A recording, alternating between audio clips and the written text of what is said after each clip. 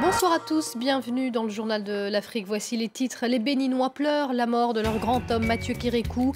Une semaine de deuil national a été décrétée après le décès de l'ancien président, passé de dictateur marxiste à icône de la démocratie en Afrique. 3 semaines après la bousculade de la Mecque qui a fait plus de 1600 morts, de nombreux Maliens sont toujours sans nouvelles de leurs proches. Ces familles de pèlerins s'organisent et se regroupent notamment sur Facebook pour tenter de retrouver la trace de leurs proches disparus. Lagos célèbre Fela Kuti, l'icône de la musique nigériane. Concert, exposition pendant toute la semaine. La Felabration rend hommage au père de l'afrobeat. L'occasion rêvée pour des artistes comme Kezia Jones de revenir aux sources de leur inspiration musicale. Mais on va tout d'abord se rendre en Guinée où le président Alpha Condé serait en passe d'être réélu dès le premier tour. On va retrouver tout de suite notre envoyé spécial à Conakry, Sarah Sako. Sarah, les résultats globaux n'ont pas encore été proclamés. Quelles sont les informations dont vous disposez ? Écoutez, ce soir, la CENI n'a donné aucune tendance générale. Elle s'est contentée de continuer à égrener les résultats, à lire en fait donc les procès-verbaux qui affluent vers la capitale. Ce soir, elle a donné les résultats partiels donc de 22 circonscriptions supplémentaires après les 25 d'hier, ce qui nous amène donc à un total de 47 circonscriptions sur 56. Et cela représente un peu plus de 4,5 millions de votants sur un total de 6 millions et quelques d'électeurs. Concernant ces résultats, quelles sont les tendances alors? Donc, on l'a dit, Alpha Condé arrive largement en tête. Vient ensuite Cellou Dalein Diallo, chef de file de l'opposition, leader de l'UFDG. Le travail donc de lecture de ces résultats continuera demain, mais à la CENI, on nous a convoqué dès 15h heure locale pour donc connaître les résultats provisoires, mais cette fois de la totalité du pays. Donc, résultats pour demain, c'est ce qu'on nous a dit tout à l'heure. Je vous le rappelle rapidement, l'opposition ne reconnaît pas ces résultats. Elle l'a dit, elle persiste et signe. Et donc, l'UFDG, principal parti d'opposition, s'est même retiré du processus électoral hier, comme l'avait fait avant lui l'UFR de Sidia Touré. Merci beaucoup pour toutes ces précisions, Sarah Sako. On se retrouve évidemment demain pour l'annonce de ces résultats provisoires. Les drapeaux sont en berne au Bénin. Le président Boni Yayi a décrété une semaine de deuil national en hommage à son prédécesseur, Mathieu Kérékou, qui s'est éteint hier à l'âge de 82 ans. Celui que l'on surnommait le caméléon avait dirigé le pays d'une main de fer avant de céder le pouvoir et de faire entrer le pays dans l'ère de la démocratie. Son empreinte a marqué durablement le pays. Reportage d'Emmanuel Sodji. C'est par une chanson guerrière, révolutionnaire, que cette femme salue la mémoire de l'ancien président, Mathieu Kérékou. À Cotonou, sur le plus grand marché de la capitale économique, les femmes qui ont grandi sous son régime considèrent qu'il restera irremplaçable. Des présidents comme notre père Kérékou, il n'y en aura plus. La patience dont il a fait preuve est sans égale. Kérékou fut pour nous un bon président. Les gens lui ont jeté des pierres pendant la Révolution et il a dit aux militaires de ne pas répondre. C'est un homme de paix.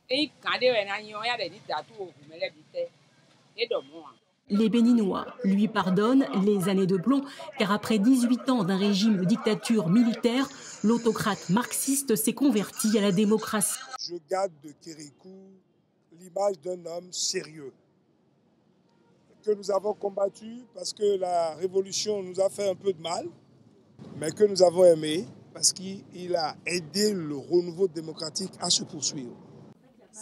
Cet ancien président fut un fin connaisseur du Bénin. Il vivait en harmonie avec son peuple. C'est quelqu'un qui était très patient et éclairé. Kérékou reflétait bien son emblème, le caméléon. Il fut un homme patient et bien. Un grand arbre est tombé dans la forêt. Le médiateur des crises politiques au Bénin disparaît à 4 mois de la présidentielle.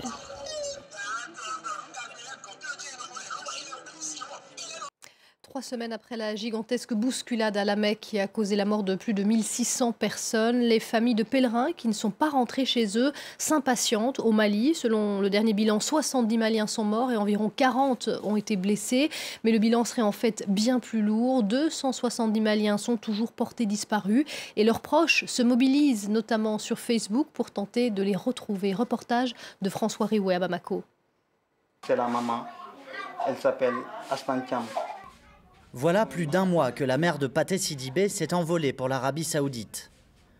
Mais depuis la bousculade meurtrière du pèlerinage, plus aucune nouvelle. Les dernières informations, c'était à la veille de la fête de Tabaski, qu'on a échangé au téléphone, avec des frères aussi. Donc après ça, dès lors, comme je vous l'ai dit, à partir de là, le téléphone est toujours sur le répondeur.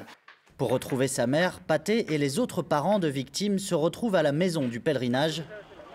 Ici, des dizaines de bagages continuent d'arriver, sans personne pour les récupérer. Selon le gouvernement, 70 Maliens sont morts à la Mecque, 270 sont portés disparus. Mais le bilan des morts a doublé depuis 2 semaines. Sans aucun suivi des autorités, dénoncent les parents des victimes. Il faut que le gouvernement nous dise, si on va faire le deuil, on va faire le deuil à la famille. S'ils sont parmi les blessés, quelles sont les mesures à prendre pour qu'ils puissent retourner au pays? C'est ce que tout simplement nous on fait. Donc nous on a pris les choses en main. Quand même au jour d'aujourd'hui, on a pu faire quelque chose en dehors du gouvernement. Donc jusqu'à présent, nous demandons au gouvernement de prendre les choses en main. Face au gouvernement devenu silencieux sur le dossier des victimes, les bénévoles se mobilisent avec les moyens du bord. Alors là, ce sont les photos qu'on a imprimées, qu'on a collectées sur Facebook. Près de 3000 membres ont rejoint le groupe des Maliens victimes de la bousculade de Mina. Autant de proches des dizaines de pèlerins toujours portés disparus. La crise alimentaire s'aggrave en Éthiopie. 15 millions de personnes sont menacées par la sécheresse en raison du phénomène climatique El Niño, selon l'ONU, qui donne l'alerte. Mais les autorités éthiopiennes, elles, restent silencieuses. Les précisions de Karim Lebour à Addis Abeba. La crise alimentaire devient extrêmement sérieuse en Éthiopie. Ce sont maintenant 8 millions d'Éthiopiens qui ont besoin d'aide alimentaire et ce chiffre pourrait grimper à 15 millions d'ici quelques mois. Déjà, plus de 300 000 enfants sont en situation de malnutrition sévère. Conséquence de la sécheresse et du phénomène El Niño qui décime les récoltes dans toute la corne de l'Afrique. Ici à Addis Abeba, dans les ambassades, dans les ONG, on ne parle que de ça. Mais le gouvernement, lui, veut rester discret. Les ONG ont reçu pour consigne de ne pas parler à la presse. L'Éthiopie veut que l'on parle de ces 10% de croissance économique par an, de ces grands projets d'infrastructure, de ce tramway qui vient juste d'être inauguré dans la capitale. L'Éthiopie ne veut surtout pas voir d'images d'enfants mal nourris. L'accès aux zones affectées est sévèrement contrôlé. La semaine dernière, 2 correspondants étrangers ont été brièvement arrêtés pour s'être rendus dans une zone de sécheresse sans autorisation. L'actualité en bref dans le reste du continent. Le principal opposant ougandais, candidat à la présidentielle, a été arrêté par la police. Kizza Besigye, rival du président Museveni, est accusé d'avoir voulu organiser un meeting illégal. Ce même jour, Human Rights Watch dénonce la multiplication des violences policières à l'approche de l'élection présidentielle de février 2016. Après un an à peine de détention en Afrique du Sud, Oscar Pistorius va sortir de prison dès mardi prochain. Il sera placé en résidence surveillée. Une libération qui pourrait être de courte durée puisqu'il doit encore être jugé en appel dès le mois prochain. Non plus pour homicide involontaire mais pour meurtre cette fois. L'athlète paralympique avait été condamné à 5 ans de prison pour avoir tué sa petite amie, la top modèle Riva Steenkamp, la nuit de la Saint-Valentin en 2013. Le Camerounais Issa Hayatou prend officiellement ses fonctions à la tête de la FIFA. Il est arrivé au siège à Zurich ce jeudi. C'est la première fois qu'un Africain prend les commandes de la Fédération internationale de football. Mais ce n'est que temporaire puisqu'il assume l'intérim depuis la suspension de Joseph Blatter, englué dans une série de scandales. L'élection du nouveau président de la FIFA est prévue fin février prochain. Une semaine après la remise du prix Nobel de la paix à plusieurs organisations tunisiennes, leurs représentants ont été reçus à Paris. Vous le voyez notamment au Quai d'Orsay, accueillis par le ministre des Affaires étrangères, Laurent Fabius. Écoutez le président de la Ligue tunisienne des droits de l'homme. C'est un message pour les peuples voisins, surtout en Libye, que les armes ne peuvent pas résoudre les problèmes, que seul le dialogue peut résoudre les problèmes. Le dialogue a réussi en Tunisie, bien sûr, ce n'est pas dans le même contexte, mais je crois que l'élite là-bas, la plupart, pas toutes, ils ont compris maintenant qu'il faut entreprendre la voie du dialogue. Des propos recueillis par Luke Brown. Le Nigeria vit au rythme de Fela Kuti. Le roi de l'afrobeat aurait eu 77 ans aujourd'hui et c'est la fête partout à Lagos à l'occasion de cet anniversaire. L'anniversaire de cette icône de la musique nigériane mort en 1997. Des concerts, des expositions et des conférences. Baptisé la Felibration, ce festival est gratuit et donc accessible à tous. Regardez le reportage de Moïse Gomis et Razak Dissou. À chaque automne, Lémi Garoukou se consacre à la Felabration. Il est le principal auteur des pochettes d'albums de Fela. Aujourd'hui graphiste, Lémi poursuit sa carrière différemment, même si le lien avec Fela demeure présent. Je suis tellement content d'être en vie, d'avoir pu suivre l'évolution des mentalités. Tout ce que Fela prédisait à propos de l'Afrique et notamment du Nigeria, c'est en train de se jouer maintenant. Désormais, beaucoup de gens commencent à comprendre Fela comme un concept, à le considérer comme un vrai philosophe. Durant une semaine, la Felabration célèbre la mémoire du père de l'Afrobeat, l'occasion rêvée pour tous les artistes nigérians de pouvoir monter et jouer sur la scène de l'African New Shrine. Même pour Kezia Jones et son Blue Funk, qui cite Fela comme l'une de ses sources d'inspiration. En grandissant ici à Lagos, Fela, c'est la seule personne que j'ai vue être simplement lui-même, rester une individualité, sans chercher à s'excuser d'être lui-même. Pour moi, ça a été une révélation. On en avait marre d'avoir à nous excuser sans cesse, de devoir donner du oui monsieur, de devoir s'agenouiller, de devoir se plier et respecter toutes les formes d'autorité. Il est juste venu comme ça et il a su rester lui-même, sans se courber. Pas de Felabration sans Afrobeat. Les enfants de Fela entretiennent l'héritage. Sur scène, Femi Kuti virevolte avec son saxophone.